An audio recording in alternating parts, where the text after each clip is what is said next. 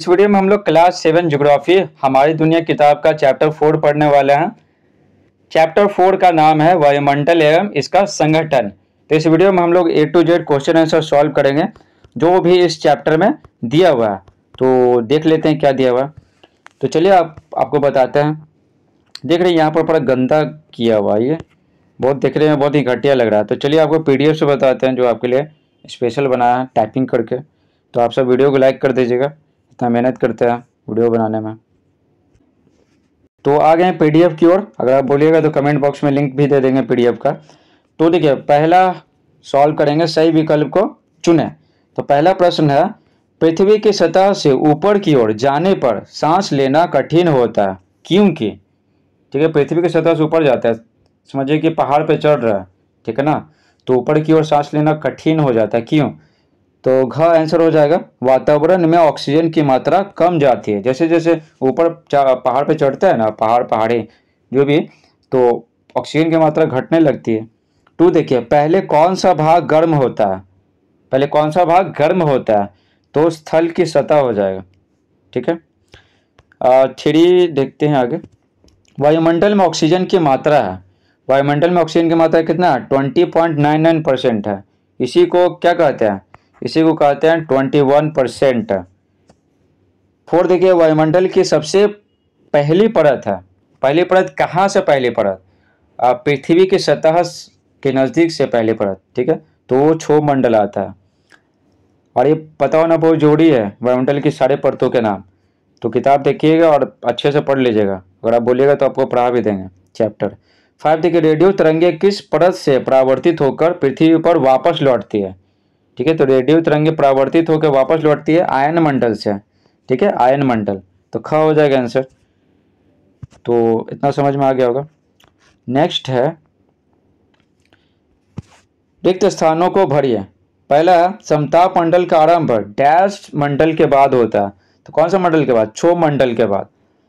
महामंडल का फैलाव dash kilometre तक है, तो 80 से 400 किलोमीटर तक है, ठीक है, 80 से 400 किलोमीटर। हल्की गैसें डैश से अंतरिक्ष में तैरती रहती हैं, हल्की गैसें बहुत ऊपर तक जाती हैं, तो बहिर्मंडल से, ठीक है, बहिर्मंडल। 4 है, वायुमंडल का विस्तार पृथ्वी की सतह से डैश किलोमीटर की ऊंचाई तक है। तो वायुमंडल का विस्तार क्या है? पृथ्वी की सतह से 1000 किलोमीटर की ऊंचाई तक है, ठीक है, 1000 किलोमीटर की। 5 है, वायुमंडल में सबसे अधिक डैश गैस पाई जाती है। तो वायुमंडल में सबसे अधिक नाइट्रोजन गैस पाई जाती है, 78%।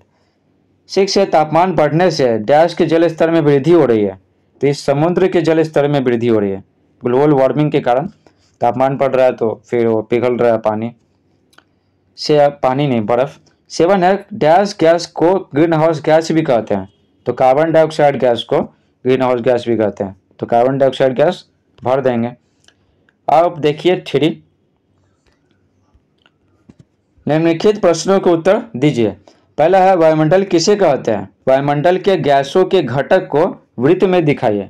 वृत्त, तो इसमें काफ़ी पूछ रहा है। पहला तो ये वायुमंडल किसे कहते हैं, तो उत्तर लिखेंगे, पृथ्वी के चारों ओर से घिरे हुए वायु के विस्तृत फैलाव को वायुमंडल कहते हैं, ठीक है। तो पृथ्वी के चारों ओर जो वायु का आवरण है ना, उसी को वायुमंडल कहते हैं। आप यहाँ पर वृत्त बनाने के लिए बोल रहा है ना, तो चलिए आपको बताते हैं कैसे बनेगा। तो ये देखिए, तो ये रहा। तो सबसे पहले ये बनाने के लिए हमको ये पढ़ना पड़ेगा। तो देखिए, नाइट्रोजन 78.03% होता है, ऑक्सीजन 20.99% होता है, ठीक है। इसको लगभग 78% बोलते हैं, इसको लगभग 21% बोलते हैं। और यहाँ देखिए, ऑर्गन होता है 0.94%, carbon dioxide gas 0.03%, helium, hydrogen, helium और ओजोन 0.01%, ठीक है। हाइड्रोजन को H लिखते हैं, हीलियम को क्या H और स्मॉल e, ठीक है, H लिखते हैं, और ओजोन को क्या लिखते हैं? O और 3 लिखते हैं, ठीक है। ऑक्सीजन का 3 गो परमाणु होता है, तो टोटल मिलके क्या बन जाता है? 100%। तो ये आप याद रखिएगा, याद कर लीजिएगा। और ये इसको वृत्त पे दर्शाना है, तो वृत्त पे कैसे दर्शाएंगे? तो देखिए, सबसे पहले एक वृत्त ले लेंगे, तो आप बोलिएगा कि इसका त्रिज्या कितना लेंगे, तो त्रिज्या ले लीजिएगा ना, 4 सेंटीमीटर, 5 सेंटीमीटर, अपनी सुविधा अनुसार। आप इतना तन्नी को बनाएंगे तो फिर साफ सुथरा पता चलेगा नहीं ना, तो अपनी सुविधा अनुसार बनाना है। कोई फिक्स नहीं है कि कितना त्रिज्या लेना है, ये वाला त्रिज्या। अब आगे देखिए, उसके बाद देखिए ये नाइट्रोजन क्या 78.03% है, ठीक है। तो देखिए ये वृत्त है, इसको 4 भागों में बांट देते हैं। ये 25%, ये 25%, ये 25 और ये 25, 25 चुके 100% हो गया, ठीक है। अब आगे देखें तो इसको कितना बनाएंगे, 25, ये 25, 50, 25 से 75, ठीक है। 75 नाइट्रोजन कितना है, 75 से ज़्यादा 78 समझिए कि है, ठीक है। तो क्या है, इतना से ज़्यादा लेंगे, यानी ये तीनों से क्या करेंगे, ज़्यादा लेंगे, थोड़ा सा और ज़्यादा, ठीक है। तो ये लगभग बना दीजिए, क्या दिक्कत है। तो ये दिख रहा है ना ये कि ये क्या ज़्यादा है, ठीक है। तो 78.03% हो गया, और ऑक्सीजन 20.99%, और ये थोड़ा ले लीजिए, सबसे कम ये लीजिएगा, फिर ये, ठीक है। तो 0.01% ये कौन सा है, थोड़ा जूम करते हैं। तो ये हाइड्रोजन, हीलियम और ओजोन है, और CO2 मतलब कार्बन डाइऑक्साइड गैस, ठीक है। ये थोड़ा सा ज़्यादा लिए, और इसे भी थोड़ा सा ज़्यादा लिए 0.94% ऑर्गन, और फिर ये ऑक्सीजन है, ठीक है। तो आई होप आपको ये समझ में आ गया होगा। तो यहाँ पर क्या बोला जा रहा था, वायुमंडल के गैसों के घटक को वृत्त में दिखाइए, तो वृत्त में दिखाना है, तो ये आपको बनाना है, ठीक है। और ये आप मत लिखिएगा, इसको कोई काम नहीं है, बस ये आपको समझाने के लिए लिख दिए थे। आगे देखिए 2, ग्रीन हाउस प्रभाव क्या है, स्पष्ट कीजिए। तो उत्तर लिखेंगे, वायुमंडल में उपस्थित CO2, मीथेन गैस, मीथेन यानी CH4, और जलवाष्प आदि पृथ्वी से परावर्तित होने वाली उसमें प्रभाव वाली किरणों को अवशोषित कर लेती हैं, जिससे वायुमंडल का सामान्य तापमान बढ़ जाता है। इस घटना को ग्रीन हाउस प्रभाव कहते हैं।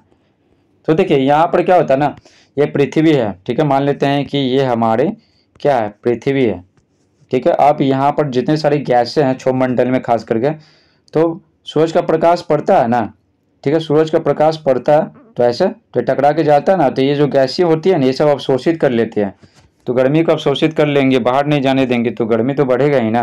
तो इसी प्रभाव को ग्रीन हाउस प्रभाव कहते हैं। फिर देखिए, कार्बन डाइऑक्साइड भी जीवन के लिए जरूरी है, कैसे। तो कार्बन डाइऑक्साइड गैस जीवन के लिए जरूरी क्यों है, कार्बन डाइऑक्साइड गैस के कारण देख रहे हैं तापमान बढ़ रहा है वायुमंडल का, तो बहुत खराब बात है, लेकिन ये जीवन के लिए जरूरी भी है। तो देखिए उत्तर, यहाँ आपको समझना है ना कि कार्बन डाइऑक्साइड गैस कम रहता है ना, तो ये क्या, ये जीवन के लिए बहुत जरूरी है, लेकिन बहुत ज़्यादा हो जाता है तो हानि करता है, तापमान वायुमंडल का बढ़ जाता है। तो फिर देखिए कार्बन डाइऑक्साइड गैस भी जीवन के लिए जरूरी है, कैसे। तो उत्तर लिखेंगे, कार्बन डाइऑक्साइड गैस की उपस्थिति में पेड़ पौधे प्रकाश संश्लेषण द्वारा भोजन बनाते हैं, जिसे सभी जीव ग्रहण करते हैं। तो अगर कार्बन डाइऑक्साइड गैस नहीं होगा तो हरे पेड़ पौधे अपना भोजन नहीं बना पाएंगे, और जीवन नहीं संभव नहीं हो पाएगा पृथ्वी पे। CO2 गैस पृथ्वी से विकिरित ऊष्मा को सोख लेती है, और पृथ्वी पर सामान्य तापमान बनाए रखती है, और यही कारण है कि रात बहुत ज़्यादा ठंडा नहीं हो पाता है पृथ्वी पे। किसके कारण, CO2 गैस के कारण, और भी कोई गैस है उसके कारण, खास करके CO2 गैस के कारण। तो फायदा है, लेकिन CO2 बहुत ज़्यादा हो जाता है तो बहुत ज़्यादा ऊष्मा को अवशोषित कर लेता है, तो गर्मी बहुत ज़्यादा बढ़ा लेता है, ठीक है, बढ़ा देता है। लेकिन कम रहेगा तो ठीक है। 4 देखिए, किसी एक मंडल के न होने से क्या क्या कठिनाइयाँ होंगी, लिखिए। तो देखिए उत्तर लिखेंगे, एक मंडल के काम को कोई दूसरा मंडल नहीं कर सकता है, ठीक है। अतः किसी एक मंडल के भी न रहने से जलवायु में भारी परिवर्तन हो जाएगा। जैसे में देखिए, यदि समताप मंडल नहीं रहेगा तो सूर्य की पराबैंगनी किरणें पृथ्वी पर पहुंचकर जीवन खतरे में डाल देंगे। ये समताप मंडल में रहता है ना, ओजोन परत, तो सूर्य की पराबैंगनी किरणों से बचाता है ना हम सभी को, पृथ्वी पर आने से रोकता है।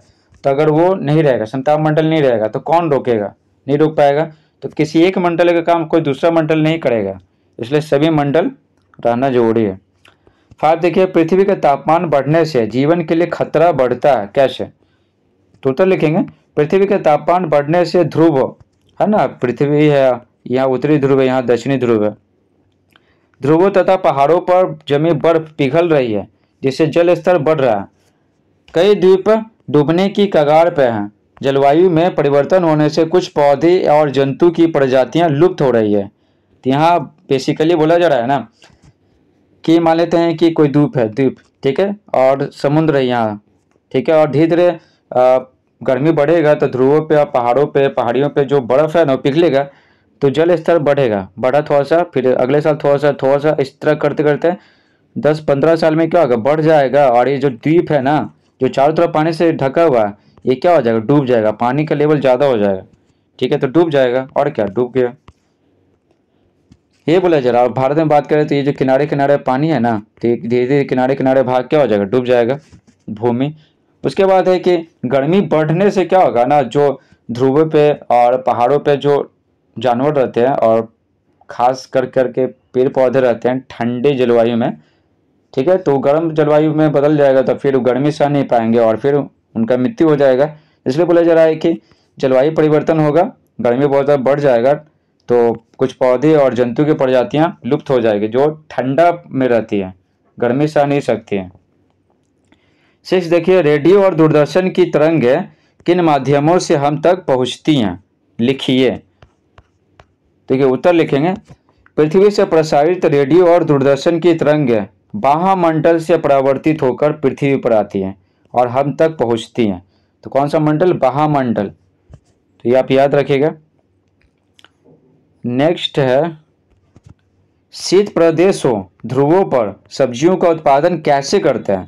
तो यहाँ तो बहुत ठंडा रहता है, तो सब्जी का उत्पादन कैसे करते हैं।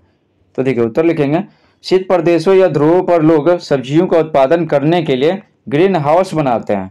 ग्रीन हाउस बनाते हैं जिसमें सूर्य की किरणें प्रवेश तो कर जाती हैं परंतु बाहर नहीं निकल पाती और घर के तापमान में वृद्धि होती है जो सब्जी के उत्पादन के लिए उपयोगी होती है। तो बेसिकली बोला जा रहा है ना कि एक प्लास्टिक का या कांच का भी रहता है, स्पेशल प्लास्टिक या कांच का रहता है, तो घर बना देते हैं, तो सूरज का प्रकाश है ना इस पर पड़ता है ना, तो अंदर तो प्रकाश जाता है, छोटी किरणें रहती है तो जाता है, लेकिन जब बड़ी किरणें टकराता है ना धरती से तो बड़ी किरणें बन जाता है। अभी बड़ी किरणें बाहर नहीं जा पाती है तो अंदर ही घुसल रहती है। ठीक है, तो सूरज का प्रकाश क्या होता है, पैक हो जाता है इस घर में, तो तापमान बढ़ जाता है अंदर का, और बाहर तो बहुत बर्बादी हो रहा है, तो बाहर से मतलब नहीं है, और इसमें सब्जी उत्पादन हो जाएगा इस घर में, इसलिए इस घर को क्या बोलते हैं, ग्रीन हाउस बोलते हैं। ये तो देखिए, ओजोन परत को खतरे से बचाना जरूरी है, क्यों और कैसे। ओजोन परत को देखिए, ओजोन परत को क्षति हो रहा है आपको पता ही है, CFC क्लोरोफ्लोरोकार्बन के कारण स्पेशली। तो देखिए उत्तर लिखेंगे, ओजोन परत को खतरे से बचाना इसलिए जरूरी है क्योंकि यह परत सूर्य से निकलने वाले खतरनाक पराबैंगनी किरणों को सोख कर सभी जीवों की रक्षा करती है। ठीक है, ये पराबैंगनी किरणें बहुत ही हानिकारक होती है, स्किन जल जाएगा, तो बचाती है, इसलिए इसको बचाना जरूरी है ओजोन परत को, क्योंकि ये हमें बचा रही है। ठीक है, पेड़ पौधे समझ रहे, पेड़ पौधे का पत्ती जल जाएगा, सब खत्म हो जाएगा। इसे बचाने के लिए हमें क्यों बचाना चाहिए बता दिए, और कैसे बचाना चाहिए। तो इसे बचाने के लिए हमें वाहनों में पेट्रोल डीजल की जगह CNG को बढ़ावा देना चाहिए। ठीक है, और पेड़ पौधे लगाना चाहिए। CNG को क्यों बढ़ावा देना चाहिए, सबसे पहले ये क्या फुल फॉर्म है, CNG का मतलब होता है संपीड़ित प्राकृतिक गैस। ठीक है, इंग्लिश में बोले तो कंप्रेस्ड नेचुरल गैस। तो ये क्या है ना, ये हानि नहीं करता है, समझे। ये पेट्रोल डीजल जलता है ना ईंधन के रूप में, तो क्या बहुत सारे हानिकारक गैसें उत्पन्न करता है जो ओजोन परत को क्षति पहुंचाता है, लेकिन ये नहीं पहुंचाता, हानिकारक गैसें नहीं निकलता है। और पेड़ पौधे लगाना बहुत जरूरी है क्योंकि क्या ये गर्मी को सोख लेते हैं, और उसके बाद है कि क्या बोले, उसके बाद ये बहुत सारे हानिकारक गैसों को सोख लेता है। तो 8 तक ही है क्वेश्चन आंसर। तो आई होप आपको ये वीडियो पसंद आया होगा, पसंद आया तो वीडियो को लाइक कीजिए, चैनल पर नए तो चैनल को सब्सक्राइब कीजिए। Thanks for watching.